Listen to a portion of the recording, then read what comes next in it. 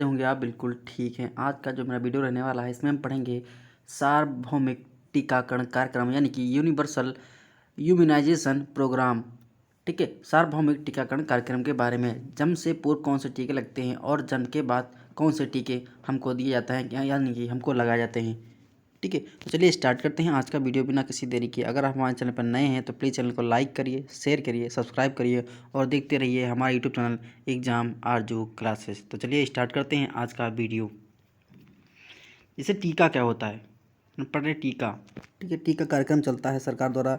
Mission इंद्रधनुष चलाया गया था जो 2014 में चलाया गया था। मैं जो MCQ टाइप क्वेश्चन करवा रहा हूँ वहाँ पे मैंने क्वेश्चन एक बार दिया भी थी कि हमारा जो मिशन इंद्रधनुष टीकाकरण है वो कब से स्टार्ट हुआ था और इसका क्या मतलब था, इसका क्या मोटो था। तो सरकार ने इंद्रधनुष मिशन चलाया था, इसमें टीकाकरण अभियान था। ये हमारा 2014 में लॉन्च हुआ था। ठीक है, अब हम देखेंगे टीका क्या होता है। जैसा कि आप स्क्रीन पे देखने को मिल रहा होगा, टीका एक जैविक मिश्रण है। जब व्यक्ति को टीका दिया जाता है, वैक्सीन दी जाती है, तब यह उसके शरीर की प्रतिरक्षा प्रणाली रोग प्रतिरोधक क्षमता को बढ़ाता है। यानी कि जब आपको टीका दिया जाता है तो आपकी जो रोग प्रतिरोधक क्षमता होती है, आपकी रोगों से लड़ने की क्षमता होती है वो बढ़ जाती है। एक प्रकार का एंटीबॉडी का काम करता है। ठीक है, आपने कोरोना के समय देखो आपको अच्छा उदाहरण मिल जाएगा कोरोना।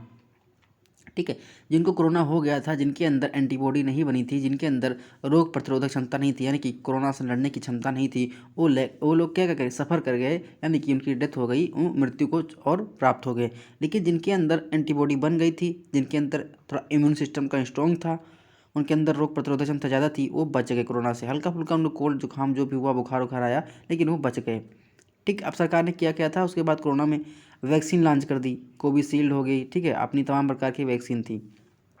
तो वो वैक्सीन इसे टीकाकरण किया जाता था कि हमारे अंदर शरीर के अंदर एंटीबॉडी बन जाए, इससे हमारा शरीर के अंदर जो रोग प्रतिरोधक क्षमता है वो बढ़ जाए और हम रोगों से लड़ने की हमारे अंदर क्षमता है वो डेवलप हो जाए, इसीलिए वैक्सीन दी जाती है। और ये हमारा जो होता है एक जैविक मिश्रण होता है। ठीक, एक प्रकार का वायरस ही होता है इसमें, जिसके माध्यम से संक्रामक एजेंट के खिलाफ एंटीबॉडीज का उत्पादन, मैंने बताया ना कि शरीर में एंटीबॉडी का निर्माण हो जाता है।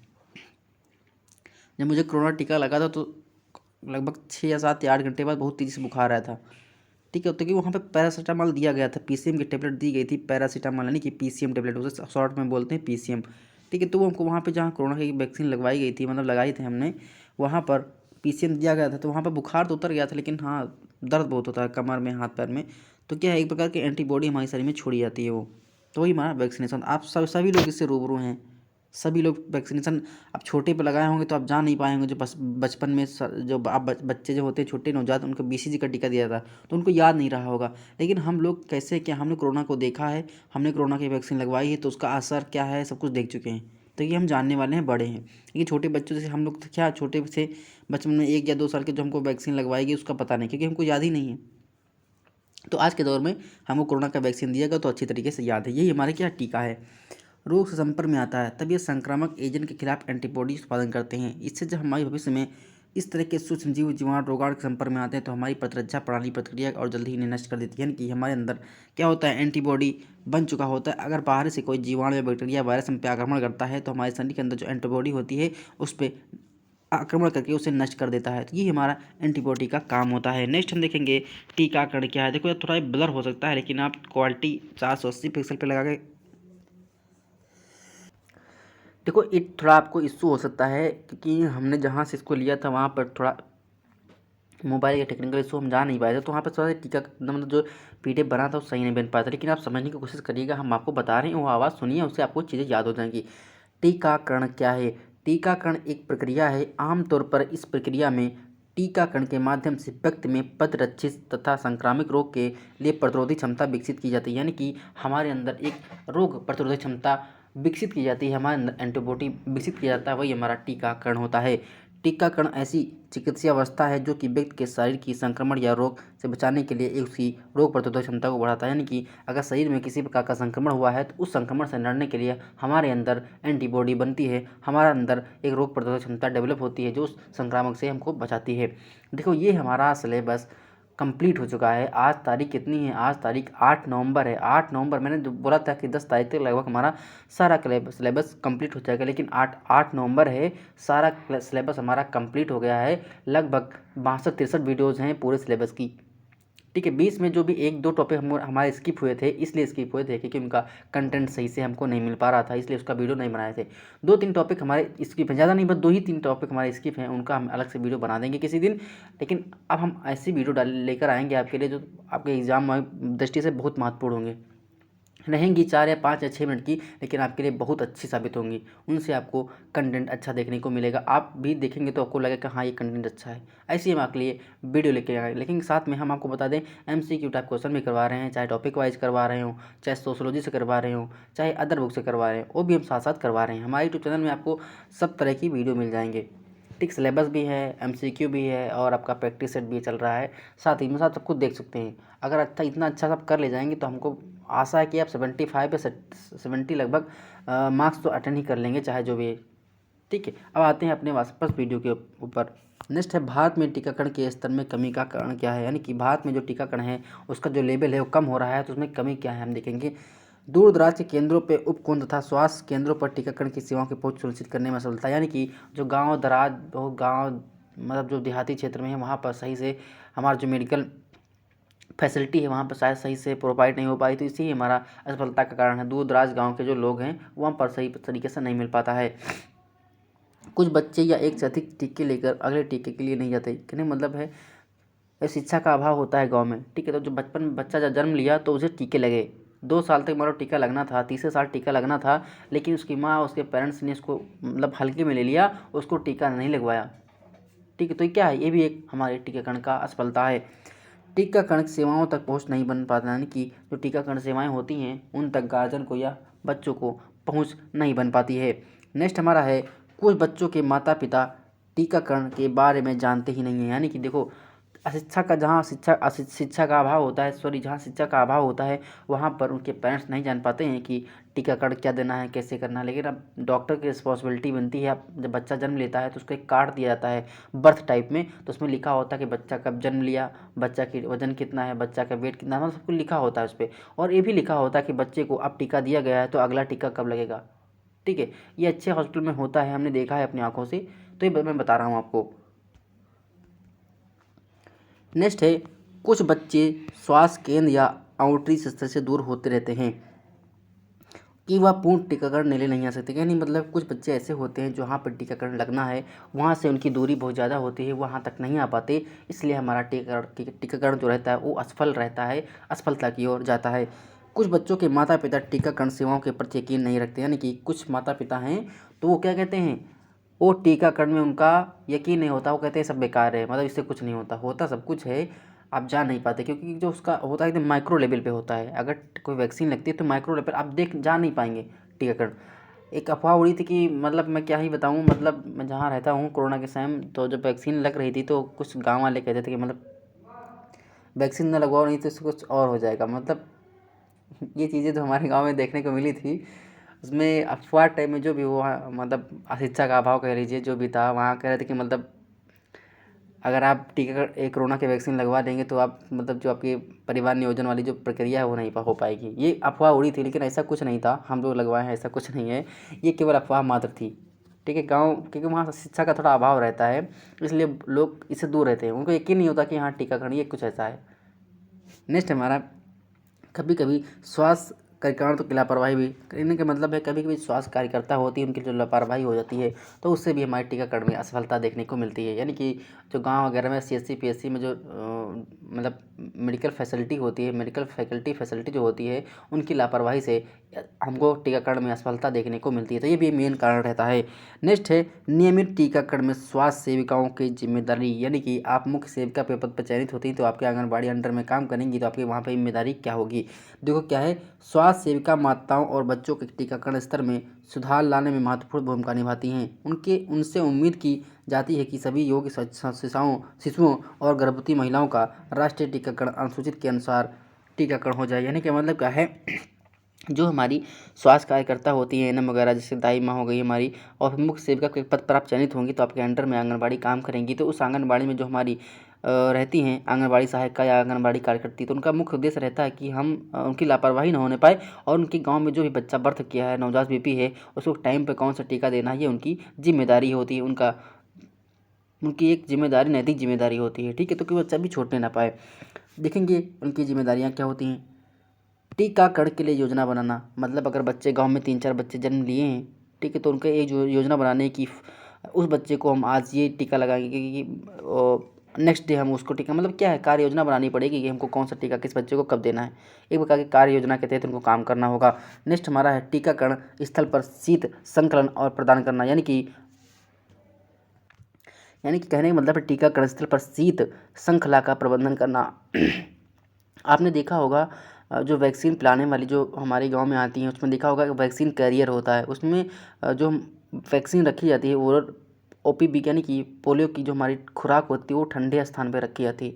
तो इसलिए वो जो डिब्बा देखा होगा, चौकोर डिब्बा होता है, वर्गाकार डिब्बा होता है, उसमें जो हमारा पोलियो की दवा होती है उसी में रखी जाती है, क्योंकि वहाँ शीतलक का काम करती है। वैसे भी कोरोना का जो हमारा वैक्सीन आया था, तो आप ये देख रहे होंगे कोरोना भी जो हमारी वैक्सीन आई थी तो उसे ठंडे स्थान पर रखा जाना चाहिए था, क्योंकि देखो जब गर्म स्थान हो गया तो उनसे जो जैविक मिश्रण होता है वैक्सीन हमारा वो ख़राब हो जाएगा, इसलिए उसे गर्म स्थान पर नहीं रख सकते।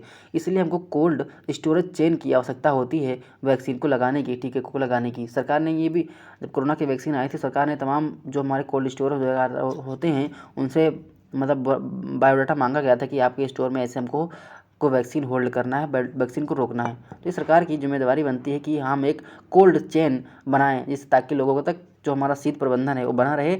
और ये जिम्मेदारी भी होती है मुख्य सेविका की, और जो सेविका होती है कार्यकर्ती होती है आंगनबाड़ी। ठीक है, नेक्स्ट हमारा है टीकाकरण सत्र का आयोजन करना, यानी कि टीकाकरण सत्र का आयोजन भी करना सहायिका का काम होता है। रिकॉर्डिंग, रिपोर्टिंग और ड्रॉप आउट मामलों का पता लगाने की रिकॉर्डिंग करना है, ठीक है, उनकी रिपोर्टिंग करना है। और ड्रॉप आउट जो मामले हुए हैं, यानी कि कोई टीकाकरण से छूट गया है, ड्रॉप आउट हो गया है, तो उस मामले की क्या है, पड़ताल करना, जांच करना, मामला का आगे लाना है। अब हम देखेंगे सार्वभौमिक टीकाकरण कार्यक्रम क्या होता है। भारत में टीकाकरण कार्यक्रम को वर्ष 1978 में स्वास्थ्य और परिवार कल्याण मंत्रालय, भारत सरकार ने टीकाकरण प्रतिरक्षण EPI के विस्तारित कार्यक्रम स्टार्ट किया। यानी भारत सरकार ने जो हमारा परिवार कल्याण मंत्रालय है, ठीक है, 1978 में ये स्टार्ट किया था सार्वभौमिक टीकाकरण कार्यक्रम। तो इसको आप लिख सकते हैं कि सार्वभौमिक टीकाकरण कार्यक्रम कब स्टार्ट हुआ था, 1978 ईस्वी में स्टार्ट हुआ था। किसने स्टार्ट किया था, परिवार कल्याण मंत्रालय, स्वास्थ्य और परिवार कल्याण मंत्रालय भारत सरकार ने के रूप में शुरू हुआ था। यह विश्व के सबसे बड़े स्वास्थ्य कर्मियों में से एक है। वर्ष 1885 में टीकाकरण कार्यक्रम को सार्वभौमिक टीकाकरण कार्यक्रम UIP के रूप में संशोधित किया गया, यानी कि इसे UIP का दर्जा 1885 ईस्वी में 1985 ईस्वी में दिया गया, संशोधित किया गया, ताकि वर्ष 1989 से 1990 तक देश के सभी जिलों को कवर करने के लिए चरणबद्ध तरीके से कार्यान्वयन का काम किया जा सके। यानी कि इसे संशोधित किया गया, इसलिए किया गया कि 1989 से और 90 के तहत सभी प्रत्येक जिले में इसका कार्यान्वयन जो हमारा है मतलब सही सूचीबद्ध तरीके से हो सके। ये हमारा 1989 से 90 के बीच देखने को मिला। नेक्स्ट है स्वास्थ्य और परिवार कल्याण मंत्रालय, भारत सरकार सार्वभौमिक टीकाकरण कार्यक्रम के माध्यम से शिशुओं, बच्चों और गर्भवती महिलाओं को कई प्रकार के टीके वैक्सीन प्रदान करता है। यानी कि उसका मुख्य उद्देश्य था जो छोटे बच्चे हैं, ठीक, गर्भवती महिलाएं हैं, उनको विशेष प्रकार का जो टीका दिया जाता है, जो वैक्सीन दी जाती है, उसका यही मेन मोटो था, उसका यही उद्देश्य था। देखो ये बीबी बना है, इसको कहाँ पर कौन सा टीका लगाना है, ये देखो अच्छा से लिखा है। देखो देखो यहाँ पे जो हमारा है OPV यानी कि ओरल पोलियो वैक्सीन का जो टीका देना, ओरल मतलब मुंह के द्वारा, ठीक है।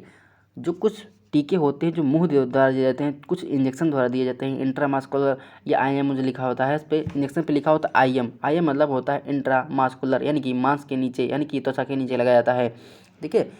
तो इसमें देखो लिखा है OPV यानी कि ओरल पोलियो वैक्सीन, ये हमारे मुंह से दी जाती है। विटामिन A मुंह से दिया जाता है। और BCG का हमारा इंट्राडर्मल यानी कि अंतः त्वचा के नीचे दिया जाता है, इंट्राडर्मल ID, ठीक है। ये तो IM। देखो यहाँ पर DPT का जो टीका होता है ये पैर में लगता है, ये हमने देखा लगाते हुए छोटे बच्चों को। ये पैर की जो हम जहाँ से पैर नेक मुड़ता है उसके मतलब समझ लीजिए छोटे बच्चे की जो जांग होती है, ठीक है, जो फीमर होती है, उसमें DPT का टीका लगाया जाता है। डिप्थीरिया, परटूसिस एंड काली खांसी जो होता है हमारा, वहाँ पर लिखता है, ये हमारा IM होता है, यानी कि इंट्रामास्कुलर होता है, ये हमारी जांग में अक्सर लगता है, ये यहीं पर कहीं लगेगा छोटे बच्चे के, ठीक है। और जो हमारा हेपेटाइटिस B होता है ये हमारा भी इंट्रामास्कुलर होता है, ये भी मास्क के अंदर लगाया जाता है, ये भी हमारा IM होता है। तो ये कुछ हमारे थी जो हमारे ओरल और IM दिए जाते हैं। देखो मिशन इंद्रधनुष कब स्टार्ट हुआ था, इसका जो लक्ष्य था ये हमारा था टीकाकरण संबंधित मिशन इंद्रधनुष। इसमें क्या है देखेंगे,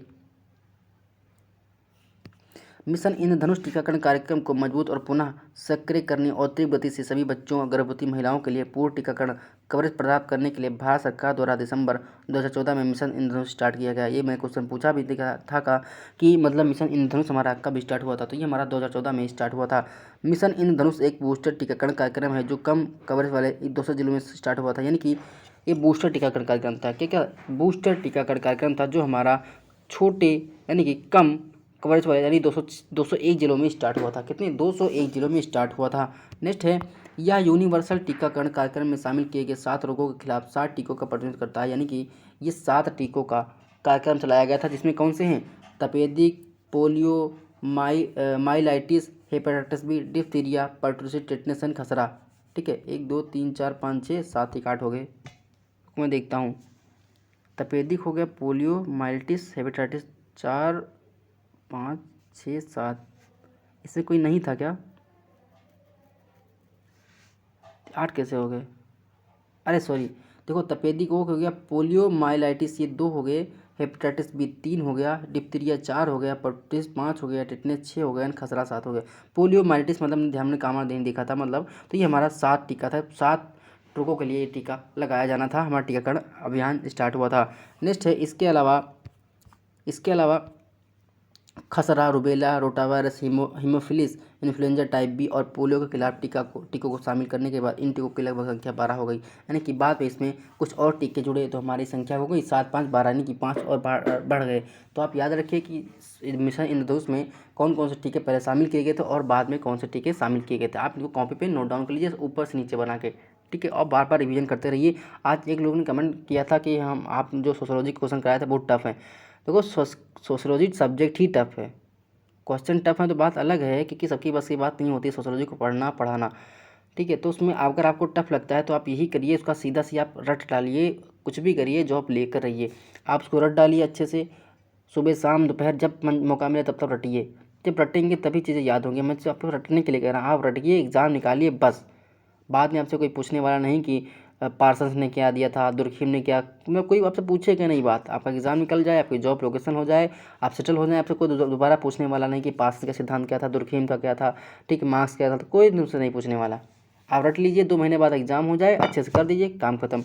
नेक्स्ट हमारा है, कुछ चुने हुए राज्यों और जिलों में जापानी इंसेफ्लाइटिस और न्यूमोकोकस के भी टीके लगाए जाते हैं, कि कुछ जहाँ पे जिले चिन्हित किए जाते थे जहाँ पर जापानी जो बुखार था, ठीक है, और न्यूमोकोकस जो हमारी बीमारी थी उसके जो कुछ ही जिलों में चिन्हित किए गए थे, वहाँ पर इस टीकाकरण का आरंभ किया गया था। अब देखो, गहन मिशन इंद्रधनुष योजना IMI लॉन्च 2017 में अक्टूबर में लॉन्च हुआ था। उद्देश्य शहरी क्षेत्रों के मुख्य लक्ष्य बनाया। 2020 से पूर्व ही 2018 तक 90% टीकाकरण पूर्ण किया गया, यानी कि 2020 तक इसका जो टीकाकरण था वो लगभग 90% पूर्ण हो गया था। लिस्ट है, गहन मिशन इंद्रधनुष 2.0 पल्स पोलियो कार्यक्रम के 25 वर्ष पूरे होने के उपलक्ष्य में 2019 से 2020 में 27 राज्यों के 272 जिलों में टीकाकरण कवरेज का लक्ष्य रखा गया, यानी कि 27 राज्यों, मतलब एक राज्य छूट गया, प्लस हमारे देखो वर्तमान में क्या 28 राज्य और 8 केंद्र शासित प्रदेश हैं, तो इसमें क्या छूटा? एक छूट गया कोई राज्य, तो नहीं पता है, लेकिन एक राज्य कोई छूट गया था। नेक्स्ट हमारा है गहन मिशन इंद्रधनुष 3.0 यानी कि 3.0 2021 में लॉन्च हुआ। इसका लक्ष्य बच्चों और गर्भवती महिलाओं पर था जो कोविड-19 महामारी के दौरान टीका लगने से छूट गए, यानी कि जो गहन मिशन इंद्रधनुष 3.0 का यानी कि 3.0 का जो मतलब था वो हमारा 2021 में लॉन्च हुआ, और इसका जो मोटो था वो हमारी गर्भवती महिलाएं जो कोविड-19 के यानी कि कोविड-19 महामारी के दौरान टीका लेने से छूट गए थे, उसका इसका उद्देश्य टीकाकरण करना का। नेक्स्ट हमारा है गहन मिशन इंद्रधनुष योजना 4.0 यानी कि 4.0 फरवरी 2022 में स्टार्ट हुआ। इस अभियान में 2 साल तक के बच्चों को शामिल किया गया। कोविड-19 महामारी के कारण नियमित टीकाकरण की गति प्रभावित हुई थी, उस अंतराल को भरने के लिए इसे लाया गया, यानी कि जब कोविड का समय आया तो उसमें कुछ ऐसे बच्चे थे जिनका टीका नहीं लगवाया, उनका टीका जो था डिसबैलेंस हो गया, तो उसके इस डिसबैलेंस बचने के लिए टीकाकरण जो छूट गए थे उनको कवर अप करने के लिए गहन मिशन इंद्रधनुष हमारा 4.0 यानी कि 4.0 लेकर आया गया था। अब हम देखेंगे टीका वैक्सीन BCG, ठीक है, एट बर्थ टिल 1.5 ईयर्स, मैंने ये हमारा जो टीका लगाया था वो हमारी at the age of 1 year के पहले लगाया जाता है। नेक्स्ट है BCG के बारे में। BCG का तात्पर्य बेसल कॉल्पेट ग्रुड, मैंने 50 पर बताया है। यह किस शिशुओं को ट्यूबरकुलोसिस मेनिंजाइटिस और संसिटिव टीबी से बचने के लिए लगाया जाता है, ये भी मैंने बताया है। वैक्सीन देने का समय BCG का टीका जन्म पर या 1 वर्ष तक मतलब देखो BCG का जो टीका लगता है जब बेबी बच्चा जब जन्म लेता है उसके 2 3 4 5 मतलब 1 हफ्ते के अंदर डॉक्टर साहब लगा देते हैं BCG का टीका। और आपको ज़रूरी है कि जल्दी जल्दी टीका BCG का लगवा लीजिए, 1 साल के अंदर तो बहुत जल्दी लगवा लीजिए BCG का टीका। वैक्सीन देने का तरीका, BCG को बाईं हाथ के ऊपर हिस्से में अंतर त्वचा के माध्यम से यानी कि IM दिया जाता है। नेक्स्ट है OPV यानी कि ओरल पोलियो वैक्सीन, ये मैंने बताया है। एट द बर्थ ऑफ 6 से 10 सन 14 20 मतलब ये भी दिया जाता है, आप जानते हैं, ज़्यादा हमको मतलब बताने की ज़रूरत नहीं है। इसकी 2 बूंद ज़िंदगी की। OPV के बारे में, OPV का तात्पर्य ओरल पोलियो वैक्सीन, या बच्चों में पोलियोमाइलाइटिस से बचाता है, यानी कि बच्चों में जो पोलियोमाइलाइटिस होता है उससे हमारा बचाता है OPV oral polio vaccine. Next हमारा है OPV के बारे में, OPV का तात्पर्य है ओरल पोलियो वैक्सीन, यह बच्चों को पोलियोमाइलाइटिस से बचाता है। वैक्सीन देने का समय OPV के जन्म के समय दिया जाता है, जिसे शून्य खुराक कहा जाता है, तथा 3 खुराक 6, 10 और 14 सप्ताह में दी जाती हैं। बूस्टर खुराक 16 से 24 महीने की उम्र दी जाती है। जो बूस्टर खुराक होती है वो हमारी 16 से 24 महीने की उम्र में दी जाती है। वैक्सीन देने का तरीका क्या है, OPV को मुख में यानी कि मुख के माध्यम से 2 बूंद डालने के रूप में दिया जाता है कि 2 बूंद ज़िंदगी की। जब हम लोग छोटे थे, ठीक है, नर्सरी वही मतलब हम लोग को नर्सरी के जी नहीं हुआ है, हम जहाँ तक हमको पता है हम 4th क्लास से जानते हैं, प्राइमरी स्कूल में जब पढ़ते थे गाँव में सरकारी में, तो वहाँ जो पिलाने आते तो वो मतलब 2 बूंद ज़िंदगी की पिलाते थे, 2 बूंद ड्रॉप। सारे बच्चे लाइन लगा खड़े होते थे हम लोग, तो वहाँ पे 2 बूंद डालते थे, ठीक है। तो वो हमारा क्या वैक्सीन पिलाने का तरीका था। देखेंगे हेपेटाइटिस बी का टीकाकरण, जो हमारा हेपेटाइटिस बी है उसका टीकाकरण कैसे होता है। हेपेटाइटिस बी वैक्सीन के बारे में, हेपेटाइटिस बी का टीका हेपेटाइटिस बी वायरस संक्रमण से बचाता है, यानी कि जो हेपेटाइटिस बी हमारा संक्रमण है उससे हमारा हेपेटाइटिस बी वैक्सीन बचाती है। वैक्सीन देने का समय क्या है, हेपेटाइटिस बी का टीका जन्म पर या 24 घंटे के भीतर जितनी जल्दी हो सके उतना जल्दी दिया जाने की, हेपेटाइटिस का जो टीका है जितनी जल्दी हो सके जन्म के बाद तुरंत दिया जाना चाहिए। इसके बाद 3 खुराक 6, 10 और 14 सप्ताह में DPT और हिप के संयोजन में पेंटावैलेंट वैक्सीन के रूप में दिया जाता है, यानी कि DPT के रूप में भी दिया जाता है। वैक्सीन देने का तरीका क्या है, अंतरपेशी इंजेक्शन के से जांघ के माध्यम अग्रवर्ती पूर्ववर्ती मतलब ये जांघ में दिया जाता है। मैंने बताया ना फीमर पे जहाँ हड्डी होती है फीमर की वहाँ पे ये दिया जाता है। नेक्स्ट देखेंगे पेंटावैलेंट वैक्सीन, ये क्या है, इसमें पेंटावैलेंट मतलब 5 वैक्सीन इसमें इंक्लूड है। डिप्थीरिया, परटूटिस, टेटनस, हेपेटाइटिस बी और HIV, ये पेंटा वैक्सीन होती हैं, ठीक है। 5 वैक्सीन अगेंस्ट 5 डिसीज़, यानी कि जो 5 वैक्सीन है 5 डिसीज़ के विरुद्ध ये दी जाती हैं। आप इसको अच्छे से नोट डाउन कर लीजिए कि पेंटा वैक्सीन कौन सी होती हैं। डिप्थीरिया, परटूटिस, टेटनस, हेपेटाइटिस बी और HIV, ये हमारी 5 पेंटावैलेंट वैक्सीन होती हैं। नेक्स्ट देखेंगे पेंटावैलेंट वैक्सीन के बारे में जानकारी। पेंटावैलेंट वैक्सीन 5 रोगों डिप्थीरिया, टेटनस, परटूसिस यानी खाली खांसी, हेमोफिलस इन्फ्लुएंजा टाइप बी और हेपेटाइटिस बी बच्चों के लिए संयुक्त वैक्सीन है, यानी कि ये संयुक्त वैक्सीन होती है, पेंटावैलेंट वैक्सीन होती है, जो 5 क्या है 5 रोगों के लिए दी जाती है।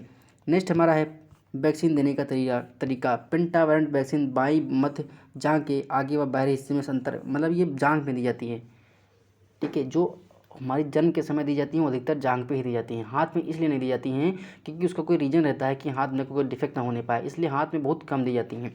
नेक्स्ट है रोटा वायरस वैक्सीन, इसका देखेंगे क्या है रोटा वायरस वैक्सीन के बारे में, ठीक है। तात्पर्य रोटा वायरस वैक्सीन से यह रोटा वायरस डायरिया के खिलाफ शिशुओं और बच्चों को सुरक्षा प्रदान करते हैं। जैसे चुनिंदा राज्यों में दिया जाता है कि जहाँ पर रोटा वायरस का वैक्सीन होता है प्रकोप, वहाँ पर ही चुनिंदा राज्यों में रोटा वायरस की वैक्सीन दी जाती है।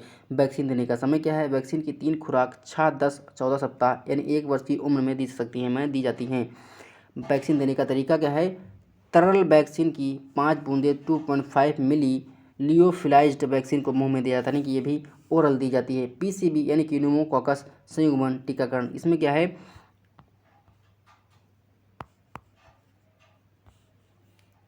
PCV के बारे में, PCV का तात्पर्य न्यूमोकोकल संयुग्म टीकाकरण यानी PCV, यह शिशुओं और छोटे बच्चों को बैक्टीरिया स्टेफिलोकोकस निमोनिया के कारण होने वाले रोगों से सुरक्षा प्रदान करता है, यानी कि ये निमोनिया से हो गया, बैक्टीरिया स्टेफिलोकोकस हो गया, इससे बचने के लिए इस प्रकार का PCV दिया जाता है। वैक्सीन देने का समय क्या है, यह वैक्सीन 6 से 14 सप्ताह की उम्र में 2 प्राथमिक खुराक के रूप में दिया जाता था, इसके बाद 9 से 12 महीने की उम्र में बूस्टर खुराक यानी कि बूस्टर खुराक भी दी जाती है।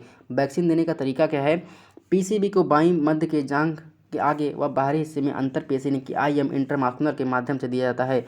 यह ध्यान दिया जाना चाहिए कि पेंटावैलेंट वैक्सीन और पीसीबी को अलग अलग अर्थात दोनों जांघों में दिया जाने के, यानी अलग अलग जांघों में दिया जाना, एक ही जांघ में आपको देना नहीं देना है, इस प्रकार की वैक्सीन। अब देखेंगे एफआईपीवी के बारे में क्या है। निष्क्रिय पोलियो टीके वैक्सीन। आईपीवी के बारे में, एफआईपीवी का तात्पर्य निष्क्रिय पोलियोमाइलाइटिस टीका है। इसका उपयोग पोलियोमाइलाइटिस के खिलाफ सुरक्षा प्रदान करने के लिए जाता है कि जो हमारा पोलियोमाइलाइटिस होता है उसके लिए एफआईपीवी का टीका दिया जाता है। वैक्सीन देने का समय क्या है। आईपीवी की आंशिक खुराक 6 और 14 वर्ष की सप्ताह में उम्र अंतर त्वचा के माध्यम से जाती है कि या इंट्रामास्कुलर दी जाती है। वैक्सीन देने का तरीका क्या है। इसे दाहिनी बाह के ऊपर हिस्से में अंतर त्वचा के माध्यम से जाता था। देखो आप जो हम वैक्सीन पढ़ा रहे हैं इसका समय क्या है और ये कहाँ दी जाती है, आप इतना याद रखिए, और किस रोग के लिए ये हेल्पफुल है, इतना याद रखिए। बाकी थ्योरी पढ़ने से कुछ मतलब नहीं है। देखो मोटी मोटी आप थ्योरी बनाएंगे उससे कोई मतलब नहीं है। आप शॉर्ट नोट बनाइए और डेली रिवीजन करिए, सुबह शाम केवल देखिए, पढ़िए नहीं, केवल देखिए। इससे चीज़ें आपको आसान लगेंगी। देखना, एक बार ट्राई करके देखना, केवल सुबह शाम आपको देखना। अब मेरा सिलेबस खत्म हो गया पूरा। 2-3 टॉपिक जो मेरे स्किप हुए हैं उनको हम अच्छा सा पढ़ा देंगे, हमको कंटेंट मिल जाए बस हम अच्छा सा पढ़ा देंगे। इसलिए आपको क्या करना है, आपको पढ़ना है अच्छे से, हर चीज़ कवर अप करना है और रिवीजन करना है। अभी शॉर्ट लिस्ट नहीं आया है, शॉर्ट लिस्ट होने के बाद आपको अच्छी अच्छी चीज़ें देंगे, प्रोवाइड करवाएंगे। नेक्स्ट है वैक्सीन देने का तरीका। इसमें क्या है, इसे दाहिनी बाह के ऊपर हिस्से में अंतर त्वचा के माध्यम से दिया जाता है। मीजल्स यानी खसरा एमआर का वैक्सीन, मीजल्स रूबेला वैक्सीन, ठीक है। फर्स्ट डोज 9 से 12 मंथ में, सेकेंड डोज 16 से 24 मंथ में दी जाती है। मीजल्स के बारे में, मीजल्स क्या है, बच्चों को मीजल्स से बचाने के लिए मीजल्स वैक्सीन का उपयोग किया जाता है। कुछ राज्यों में मीजल्स और रूबेला संक्रमण से बचाने के लिए मीजल्स और रूबेला की संयुक्त वैक्सीन दी जाती है कि कुछ यहाँ पे राज्य हैं मीजल्स से बचने के लिए मीजल और रूबेला की जो वैक्सीन है वो संयुक्त वैक्सीन नहीं आती, साथ में दी जाती है। वैक्सीन देने का जो समय है, मीजल्स एक एमआर की पहली खुराक 9 महीने पूरे होने के 12 महीनों, यदि 9 से 12 महीने की उम्र में नहीं दी जाती है तो उसे 5 वर्ष तक दी जाती है तथा दूसरी खुराक 16 से 24 महीने की अवस्था में, यानी कि दूसरी जो खुराक है वो 16 से 24 महीने की आयु में दी जा सकती है। वैक्सीन देने का तरीका क्या है। मीजल्स वैक्सीन के दाहिनी बाह के ऊपरी हिस्से में त्वचीय अधस्त्वची है, ठीक, अधस्त्वची त्वचा के नीचे के माध्यम से दिया जाता है। अब देखेंगे जेई टीकाकरण वैक्सीन। ये जो टेई टीका है ये हमारी फर्स्ट डोज 9 से 12 और दूसरी हमारा 16 से 24 मंथ में दी जाती है। जैपनीज इंसेफ्लाइटिस होता है, जेई, जापानी इन्फेलाइटिस, ठीक, इंसेफ्लाइटिस, जापानी इंसेफ्लाइटिस टीकाकरण। ये ब्रेन फीवर होता है, यानी कि हमारे मस्तिष्क का बुखार होता है, जिसे हम जापानीज इंसेफ्लाइटिस कहते हैं।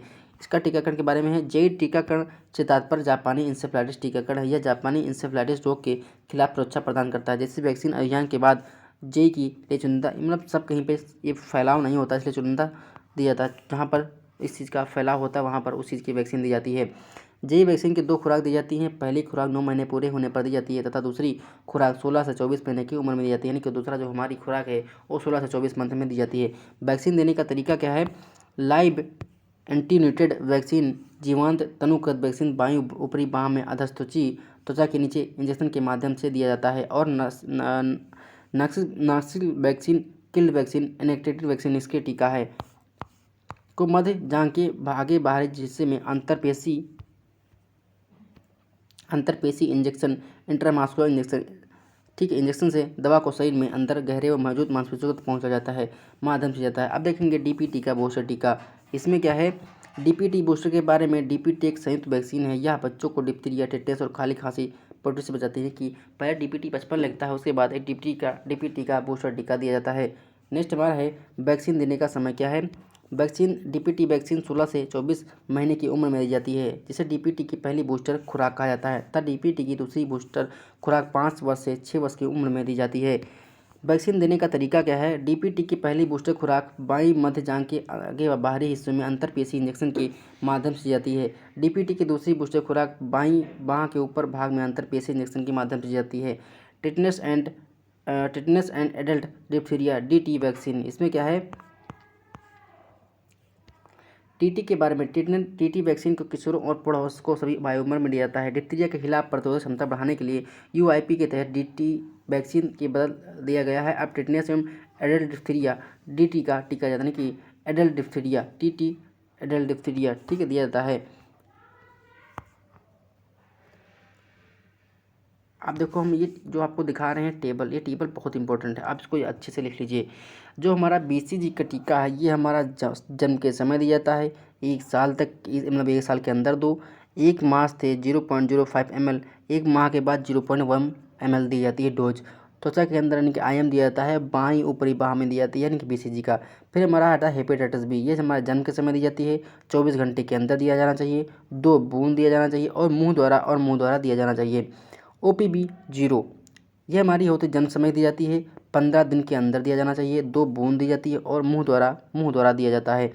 नेक्स्ट है OPV 1 2 3, 6 सप्ताह के बाद, फिर 10 सप्ताह, फिर 14 सप्ताह में 3 खुराक दी जाती हैं। 5 साल के अंदर 2 बूंद मुंह द्वारा। आप इसको अच्छे से नोट डाउन कर लीजिए कि कब वैक्सीन कितनी दी जाती है, ठीक है। नेक्स्ट हमारा है पेंटावरेंट वैक्सीन 1 2 3, 6 सप्ताह में, 10 सप्ताह में, 14 सप्ताह में, 1 साल के अंदर, 0.5 ml स्नायु के अंदर और जांघ में, यानी कि वही हमारा स्नायु जो होता है उसी के अंदर, टेंट्रा। नेक्स्ट हमारा है IPV 6 से 14 सप्ताह, 1 साल के अंदर दिया जाना है, 0.1 ml त्वचा के अंदर और दाईं बाह पर, ठीक है। नेक्स्ट हमारा है रोटा वायरस 6 सप्ताह से 10 सप्ताह और 14 सप्ताह, 1 साल के अंदर दिया जाना है, 5 बूंदे मुंह द्वारा इसे दिया जाता है। न्यूमोकोकल कंजुगेट 6 14 9 मास के बाद, यानी कि बूस्टर डोज भी लगती है इसकी, 1 साल के अंदर लगना है, 0.5 ml और स्नायु में और जांघ में ये टीका लगाया जाता है। नेक्स्ट हमारा है MR फर्स्ट डोज, इसका जो है 9 से 12 मास के अंदर, 5 साल के अंदर लगाना है, 0.5 ml त्वचा के अंदर और दाहिने बाह पर। नेक्स्ट हमारा है जापानीज इंसेफ्लाइटिस 9 से 12 मास, 15 साल की उम्र के अंदर लगाना है, 0.5 ml त्वचा के नीचे और बाईं बाह पर। नेक्स्ट हमारा है विटामिन A 9 माह के अंदर, 5 साल से पहले 1 ml मुंह द्वारा। तो ये टेबल आप बना सकते हैं क्योंकि ये टेबल आपके लिए बहुत इंपॉर्टेंट हो सकती है, आप इसको स्क्रीनशॉट भी ले सकते हैं, ठीक है। तो ये हमारा आज के बाद मेरा जितना भी सिलेबस था मुख्य सेविका का सारा कवरअप कर लिया है मैंने बहुत अच्छे से। 1 2 टॉपिक जो स्किप है वो हमको जैसे अच्छा कंटेंट मिलेगा वैसे हम आपको प्रोवाइड करेंगे। अब आप हमको जैसा सजेशन देंगे हम वैसा ही आप आगे काम करेंगे। अब हम ऐसी वीडियो लेकर आएंगे जो आपके एग्जाम दृष्टि से बहुत इंपॉर्टेंट होंगी। छोटी छोटी वीडियो होंगी, बस 5 6 10 मिनट की, इससे ऊपर वीडियो नहीं होंगी, लेकिन आपके एग्जाम की बहुत चीज़ बहुत इंपॉर्टेंट होगी। साथ ही साथ हम आपको बता दें, हमारे यूट्यूब चैनल पर आपको प्लेलिस्ट मिल जाएगी। प्लेलिस्ट में आपको test series, mock test, serial wise, topic wise सब अवेलेबल है और वहाँ पर प्लेलिस्ट आपकी थ्योरी क्लास की भी प्लेलिस्ट मिल जाएगी। तो आप उसको देखते रहिए, करते रहिए। और अगर आपको वीडियो अच्छी लगी तो प्लीज़ वीडियो को लाइक करिए, शेयर करिए, सब्सक्राइब करिए। अगर आपको कोई सजेशन दिया जाना चाहिए, मतलब आपको लगता है कि ये सजेशन होना चाहिए, तो आप उस कमेंट बॉक्स में सजेशन डालिए। अगर हमको अच्छा लगता है प्लीज़ हम उस सजेशन को आपको मानेंगे ज़रूर, ठीक है। अगर आपको वीडियो अच्छी लगी तो प्लीज़ वीडियो को लाइक करिए, शेयर करिए, सब्सक्राइब करिए और देखते रहिए हमारे यूट्यूब चैनल एग्जाम आरजू क्लासेस। मिलते हैं नेक्स्ट वीडियो में, धन्यवाद, शुक्रिया।